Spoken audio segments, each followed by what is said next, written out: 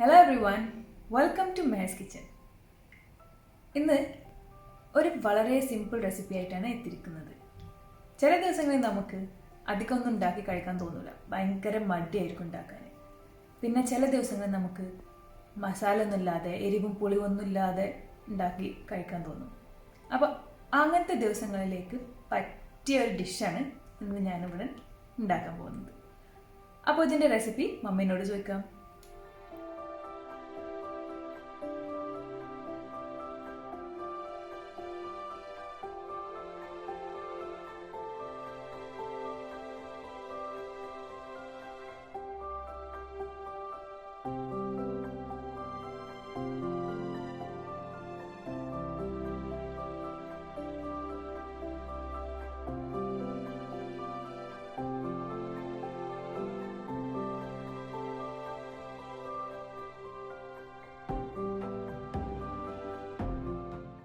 അപ്പോൾ ഇതുണ്ടാക്കാൻ ആവശ്യമുള്ള ഇൻഗ്രീഡിയൻസ് എന്തെല്ലാമെന്ന് നോക്കാം. ആദ്യമായിട്ട് 1.5 കപ്പ് റൈസാണ് യൂസ് ചെയ്യുന്നത്.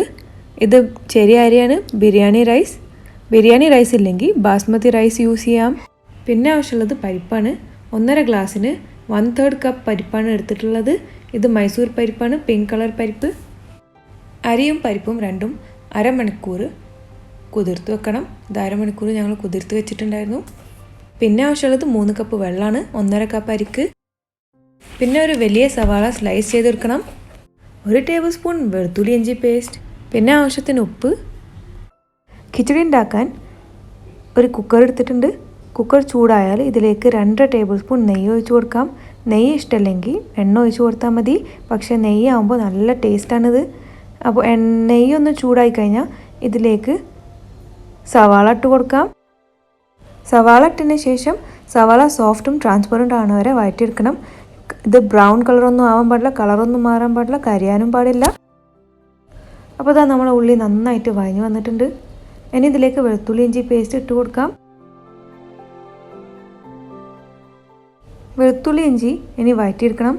പച്ചമണം മാറുന്നവരെ ഇതിൽ നിന്നൊരു നല്ല മണം വരും, അതുവരെ ഇത് വഴറ്റിയെടുക്കണം. അപ്പോൾ ഇതാ ഉള്ളിയും വെളുത്തുള്ളി ഇഞ്ചി പേസ്റ്റൊക്കെ നന്നായിട്ട് വഴഞ്ഞു വന്നിട്ടുണ്ട്. ഇനി ഇതിലേക്ക് വെള്ളം ഒഴിച്ചു കൊടുക്കാം.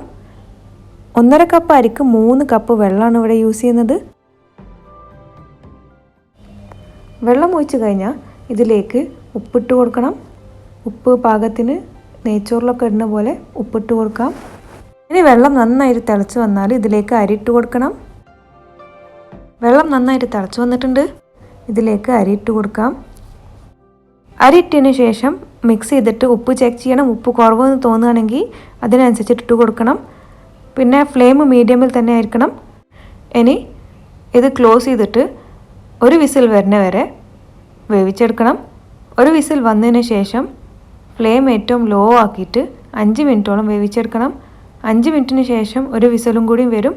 അപ്പോൾ ഗ്യാസ് ഓഫ് ചെയ്യാം. എന്നിട്ട് ആവിയൊക്കെ പോകുന്ന വരെ ഇത് അങ്ങനെ തന്നെ വെക്കണം. ആവി പോയി കഴിഞ്ഞാൽ ഇത് തുറന്ന് നോക്കാം. അങ്ങനെ ഇതാ 2 വിസിലടിച്ചിട്ട് നമ്മൾ ഖിച്ചടി റെഡിയാണ്. ആവിയൊക്കെ പോയിട്ടുണ്ട്. ഇനി ഇത് ഓപ്പൺ ചെയ്ത് കാണിച്ചു തരാം. നമ്മൾ ഖിച്ചടി റെഡിയാണ്. അടിപൊളിയാണ്. ഇത് നല്ല ടേസ്റ്റാണ്. ഒന്നുമില്ലാതെ തന്നെ കഴിക്കാൻ തന്നെ നല്ല ടേസ്റ്റാണ്. സിമ്പിളാണ്, പെട്ടെന്ന് തന്നെ ഉണ്ടാക്കാൻ പറ്റുന്നതാണ്. ചില ദിവസങ്ങളിൽ നമുക്കൊന്നും കഴിക്കാൻ തോന്നില്ല, സാധാ എന്തെങ്കിലും കഴിച്ചാൽ മതി എന്ന് തോന്നും, മസാല ഒന്നും ഇല്ലാത്തത്. അതുപോലെ തന്നെ ചില ദിവസങ്ങളിൽ നമുക്ക് ലേസി ആയിരിക്കും, അപ്പോൾ നമുക്കൊന്നും ഉണ്ടാക്കാനും തോന്നില്ല. അങ്ങനത്തെ ഒരു സമയത്ത് ഉണ്ടാക്കാൻ പറ്റിയ ഒരു ഡിഷാണിത്. സൂപ്പർ സിമ്പിളാണ്, നല്ല ടേസ്റ്റുമാണ്.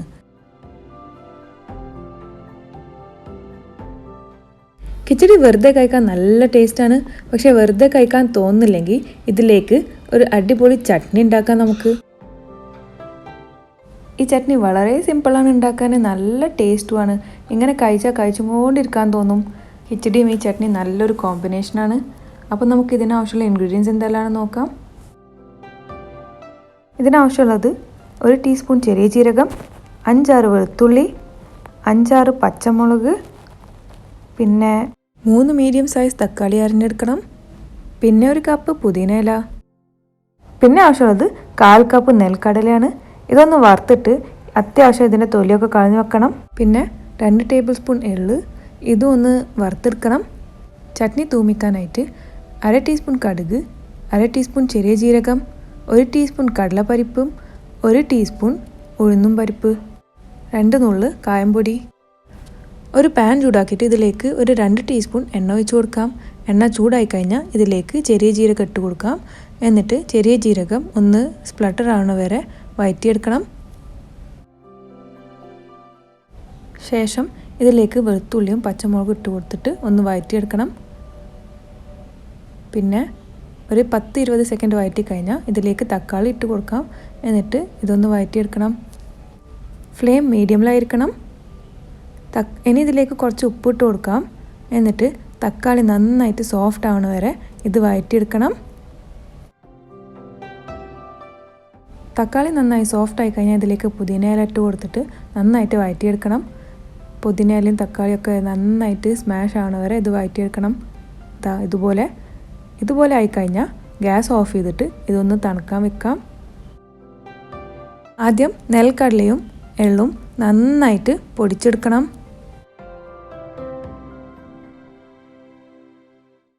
പൊടിച്ചെടുത്തതിന് ശേഷം ഇതിലേക്ക് തക്കാളിയും പുതിനയൊക്കെ ഇട്ട് കൊടുക്കാം.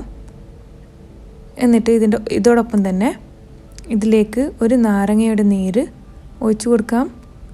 പിന്നെ 2-3 ടീസ്പൂൺ വെള്ളം ഒഴിച്ചു കൊടുക്കാം. എന്നിട്ട് ഇത് നന്നായിട്ട് പേസ്റ്റാക്കി എടുക്കണം. അങ്ങനെ അതായത് നല്ലൊരു സ്മൂത്ത് പേസ്റ്റാക്കി എടുത്തിട്ടുണ്ട്. ഇനി ഇത് പാത്രത്തിലേക്ക് മാറ്റാം. മിക്സി ജാറിൽ ഉള്ളത് കുറച്ച് വെള്ളം ഒഴിച്ചിട്ട് മിക്സ് ചെയ്തിട്ട് അതും ഇതിലേക്ക് മിക്സ് ചെയ്ത് കൊടുക്കാം. ഇനി ഇത് തൂമിക്കാൻ ഒരു പാത്രം ചൂടാക്കിയിട്ട് ഇതിലേക്ക് 1.5 ടേബിൾ സ്പൂൺ എണ്ണ ഒഴിച്ച് കൊടുക്കാം. എണ്ണ ചൂടായി കഴിഞ്ഞാൽ ഇതിലേക്ക് തൂമിക്കാൻ വെച്ച ഇൻഗ്രീഡിയൻസ് എല്ലാം ഇട്ട് കൊടുക്കാം. ശേഷം ഇതിലേക്ക് കുറച്ച് 2-3 നുള്ള് കായംപൊടി ഇട്ട് കൊടുക്കാം. എന്നിട്ടൊന്നിങ്ങനെ മിക്സ് ചെയ്ത് കൊടുക്കാം, ഇളക്കി കൊടുക്കാം. കടലപ്പരിപ്പും ഉഴുന്നുപരിപ്പൊക്കെ നന്നായിട്ട് ചോന്നതിന് ശേഷം ഗ്യാസ് ഓഫ് ചെയ്തിട്ട് ഇത് ചട്നിയിലേക്ക് ഒഴിച്ച് കൊടുക്കാം. ഇത് മിക്സ് ചെയ്ത് കഴിഞ്ഞാൽ ചട്നി റെഡിയാണ്. വേറെ ഒന്നും ചെയ്യാനില്ല. ഇനി ഇത് പ്ലേറ്റിലേക്ക് സെർവ് ചെയ്യാം, കിച്ചടി ഇടാം, എന്നിട്ട് എൻജോയ് ചെയ്യാം. നല്ല ടേസ്റ്റാണ്, വളരെ ഈസിയാണ്. അപ്പോൾ ഉണ്ടാക്കി നോക്കുക, എന്നിട്ട് ഞങ്ങളെ അഭിപ്രായം അറിയിക്കുക.